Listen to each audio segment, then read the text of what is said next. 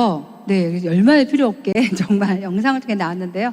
소장은요, 12지장과 공장과 회장 이 세 가지를 합쳐서 소장이라고 합니다. 자, 그런데 12지장은요, 소화에서 가장 중요한 역할을 하고 있는 것 같아요. 화학적 소화가 많이 일어나죠. 첫 번째 탄수화물은 입에서 시작이 됐죠. 위에서는 탄수화물이 소화가 안 돼요.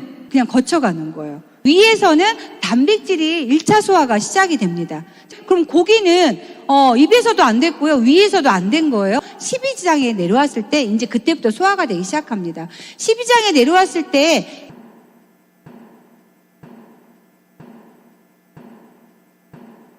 중탄산 나트륨이라는 것이 내려옵니다. 위에서는요, 아주 강산인 상태여서 내려오면 장벽을 다 쓸릴 거 아니에요. 그리고 그 소장에 있는 약 알칼리 상태이기 때문에 중화를 시켜주고요, 효소가 나옵니다. 12지장 점막색토에 세크레틴이라는 호르몬이 나와서 분비되었어서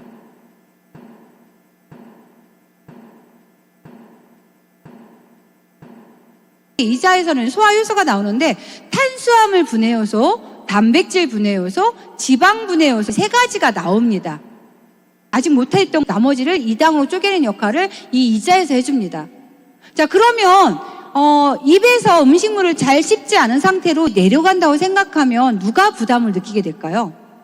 췌장이 부담스럽게 되겠죠. 그래서 췌장에 고갈되어서 나중에 이 췌장에 문제가 오는 거예요. 잘 씹지 않는 사람은요, 췌장에 문제가 올 수 있습니다. 그래서 꼭꼭 씹어야 되는 거고요. 자, 그리고 단백질이 처음에 나왔던 게 펩신이었습니다. 펩신 노겐과 염산이 만나서 펩신이라는 소화 요소가 위에서 같이 소화가 되고, 두 번째는 트립신이라는 분해 요소가 나옵니다. 그리고 중간 단계에 됐던 이 단백질을 또다시 쪼개주는 역할을 합니다. 세 번째, 처음으로 지방 분해 요소가 나오죠. 적혈구가 죽으면 빌리루빈,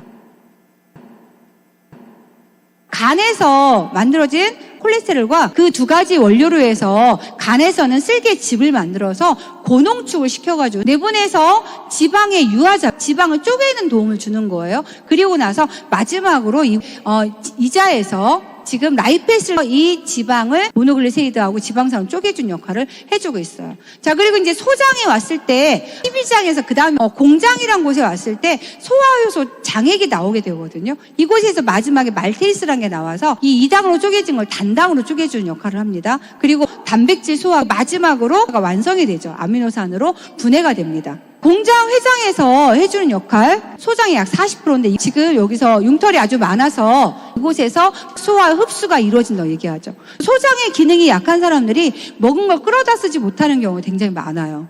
소화력이 약한 분들인 거죠. 그래서 회장 같은 경우에는 마지막 흡수가 되는데 소장을 확대를 시켜서 보니까 융털이 되어 있었잖아요. 자, 융털을 더 확대시켜 보니까 이 속에 융털 하나에 모세혈관이 지나고 있고 여기 노란색 라인은 암주관이라고 그래요. 지용성 영양소 있죠. 지방과 지용성 비타민은요, 이 흡수를 어디서 하냐면 암주관으로 들어갑니다. 그리고 수용성과 포도당, 아미노산 어디로 들어가요? 모세혈관에서 빨아들입니다. 지방이 움직이는 라인과 포도당과 단백질, 일반 비타민이 움직이는 라인이 다르다는 걸 처음 알았어요. 여러분 다 알고 계셨죠? 대부분 영양소는 모세혈관에 흡수돼서 이것이 간으로 가서 합성이 돼서 심장으로 보내지는데 지방 종류의 지용성 비타민 같은 경우에는 암주관을 통해서 바로 심장으로 가게 되어 있어요. 그렇기 때문에 걸러주는 곳이 없잖아요. 그래서 좋은 지방을 먹으라고 얘기하는 거죠. 자, 마지막 정리인데요. 한번 볼게요. 장이 인체의 뿌리입니다 얘기하잖아요. 혈관이요, 뿌리차로 우리 분포가 되어 있어요. 뿌리로 해서 다 빨아들입니다. 자, 단당류, 아미노산, 무기염류, 수용성 비타민, 소장에 융털로 흡수돼서 융털 속에 있는 모세혈관을 지납니다. 이것이 간 문맥을 통해서 간으로 영양소가 다 전달이 되는 거예요. 자, 하지만 지방산 모노글리세이드는요, 융털에 딱 들어가는 순간 다시 지방으로 완성이 됩니다. 그리고 나서 지용성 비타민과 함께 암주관으로 가슴 림프관, 빗장맥, 정맥, 상대정맥에서 심장으로 바로 들어가죠. 수용성 영양소와 간을 통해서 이것의 대사를 통해서 심장으로 들어가게 되어 있습니다. 그래서 일단 먹은 것들이 소장에서 빨아들여서 간으로 간다고 주목하시는 거죠.